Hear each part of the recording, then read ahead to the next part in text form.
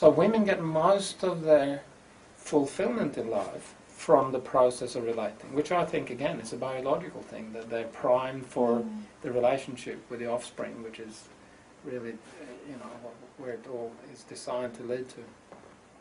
Men get most of their fulfillment in life from the work they do in the world. So they don't have so much focus on the relationship. So the typical thing is that the woman will be the one who first raises the issue that this isn't working very well. However she raises it, it may not be as civilized as that, but it usually comes from the woman, that she's not satisfied, because I have to sort of clip in under the film here. He knows he is stereotyping, and because it's people can take offense to that and think this isn't true because blah blah blah.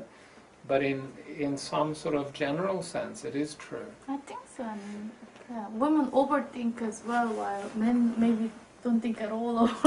Not so much on the relationship. You see, their focus isn't on the relationship. So their focus is on what they're doing in the world, how they're out there sort of building sand castles, or whatever they call them when they grow up. They think it's okay, but actually it's not for the women.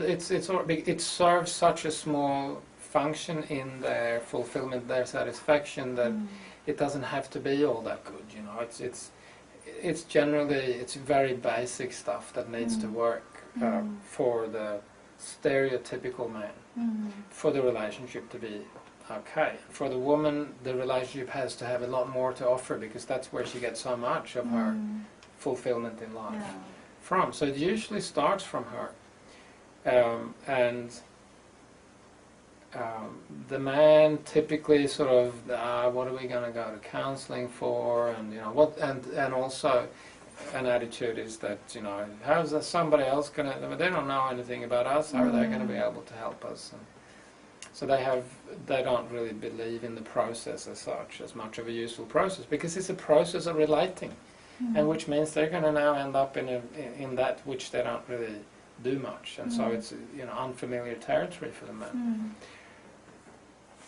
However, when he refuses or stalls or just keeps pushing it off the agenda of going to counselling, sooner or later she gets to a point where she's had enough.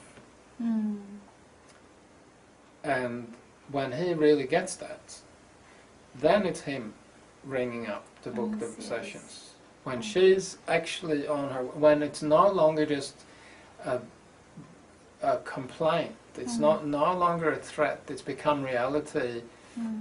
I've had enough of this. Then it's typically him ringing up. So when a man rings up, I invariably, well actually with few exceptions, I know that she is happy to come along. When a woman, I don't usually ask the question. When a woman rings up, it's one of my standard questions is, and is your husband willing to come along? Because he may or may not be.